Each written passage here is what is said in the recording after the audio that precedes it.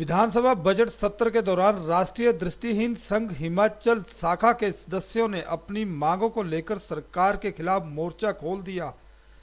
अपनी मांगों को लेकर विधानसभा के समीप रोष रैली निकाली। लंबे समय से अपनी मांगों को लेकर संघर्षरत दृष्टिहीन संघ के सदस्य विधानसभा के समीप चौड़ा मैदान पर एकत्रित हुए और अपनी मांगों को लेकर रोष जताया। उन्होंने कहा कि बजट में सरकार ने उनकी अनदेखी की है, जिसको लेकर मजबूरन उन्हें सड़कों पर उतरना पड़ा। राष्ट्रीय दृष्टिहीन संघ हिमाचल के सचिव मुकेश कुमार ने कहा कि बजट में सरकार ने दृष्टिहीन लोगों की अनदेखी की है।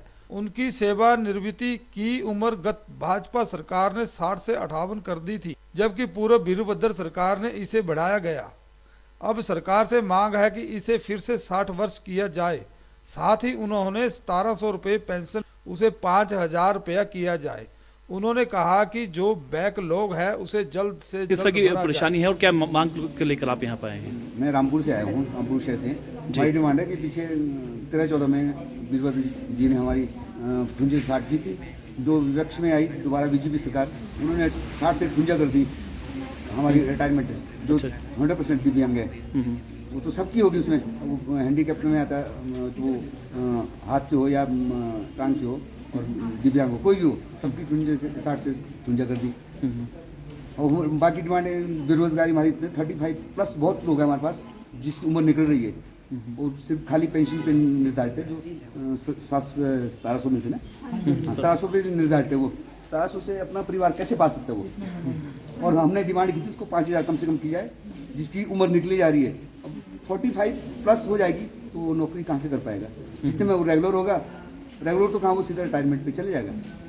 वैसे भी पेंशन पे आएगा नहीं वो। सर्विस 10 साल है उस पेंशन के लिए, उसकी उम्र ही कुछ नहीं रहेगी। 10 साल के बाद रेगुलर करेंगे, उसका 6-7 साल बचेंगे, 6 साल उसको ना पेंशन मिलेगी, तो वो अपना निर्वाह कैसे करेगा? आगे शादी करेगा, बच्चे होंगे, बच्चे कैसे निकलते हैं, बहू कैसी आती है, उसको लात मार के बाहर निकाले तो फिर एक सतलुज के लिए उसके बाद कोई चारा नहीं है। उसके या तो आत्महत्या करना पड़ेगी, और दिव्यांग तो किसी और हाथ पे ला के अपना रोजगार, अपना पेट पाल सकता है। ठीक है जी। 100% ब्लाइंड की कितना कष्ट उठाना पड़ता है वही समझ सकता है, या ऊपर वाला मालिक। अदरवाइज तो 100% ब्लाइंड है, उसकी मजाक उड़ाते हैं। वो कोई भी हो, प्रशासन हो या नेता हो या कोई आम पब्लिक हो, वो 100% आदमी इस चीज़ को अनुभव कर सकता है, या कोई दुख भरा इंसान कोई भी हो वो समझ सकता है, अदरवाइज नो। बस हमारी डिमांड ये है कि सरकार से कि पेंशन, बेरोजगारी और ठुंजे 60 की जाए।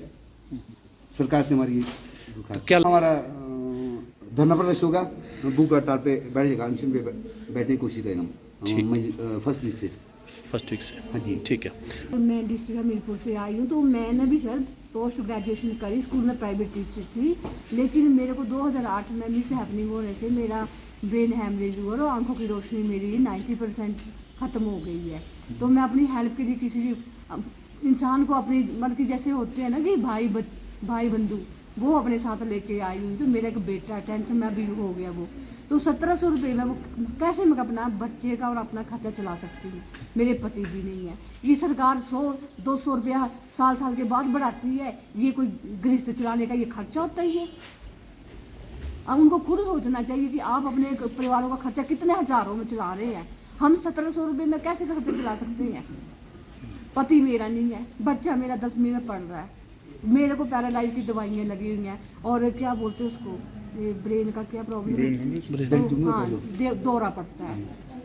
तो अभी भी आज मुझे पूछने की सारी पब्लिक को 5 बार दौरा पड़ चुका है, रास्ते में गिर गई। तो ये मैं देखती हूँ, हर साल देखती हूँ। मेरे को तो ऐसा नहीं था मेरी ज़िंदगी में ऐसा होगा। मैं टीचर थी प्राइवेट स्कूल पठानकोट में, लेकिन मिस हैपनिंग कभी भी जीवन में घटित हो सकती है इंसान के साथ। किसी के साथ भी सकती है। हाँ, तो सर ये तो मजाक होता है कि एक साल के बाद हम उम्मीद रखते हैं कि हमको सहारा मिलेगा सरकार का, तो 100 और 200 रुपया हमारी पेंशन बढ़ाई जाती है। हाँ, उसमें होता है क्या? इसमें तो किया कुछ नहीं। उसमें हजारों की जरूरत है हमको, हमें तो हजारों में पेंशन बढ़ाने की जरूरत है। 100-200 का काम करते थे, मंदिर में मत्था टेकने चले हुए हैं। तो ये सर ने जैसे कहा कि 5000 रुपया कम से कम होना चाहिए। हाँ, इतना होना चाहिए। ठीक है। 100% ब्लाइंड मैंने उसको घटाकर 58 कर दिया, और जो हमारा बैकलॉग बचा है नौकरियों में उसको हम चाहते हैं कि वो बैकलॉग हमारा पूरा किया जाए, नौकरी दी जाए हमारे दृष्टिबाजी लोगों को। कितनी नौकरी अभी बैकअप में आपकी है जो नौकरी यहाँ पर देनी है, और जिस तरह पेंशन अभी आपको क्या मिल रही है? 1700 रुपये पेंशन मिल रही है, और अभी फिलहाल जो 100% विकलांग है, बाकी किसी को 1000 है, मतलब अलग अलग कैटेगरी, मतलब उसके हिसाब से है, इसमें परसेंटेज हिसाब से मेडिकल जिसका परसेंटेज जितना है ना इसका, उसके हिसाब से दे रहे हैं। तो पहले सर हमने राष्ट्रीय दृष्टि संघ हिमाचल शाखा ने अपना एक जब उन्होंने मांगा था सरकार ने कि अपने अपने सुझाव दिए जाएं, तो हमने सुझाव में लिखा था कि इनकी 5000 पेंशन कर दी जाए, और बैकलॉग जो नौकरी में वो हमारा पूरा किया जाए, और जो 58 से 60 साल नौकरी की रिटायरमेंट की एज की है उसको भी 58 से 60 किया जाए। वो कुछ 50% ऐसे परिवार हैं जो पेंशन से अपना गुजारा चला रहे हैं। तो आप चाहते हैं कि पेंशन बढ़नी चाहिए? हाँ, पेंशन बढ़नी चाहिए इनको, बैकलॉग। ठीक है।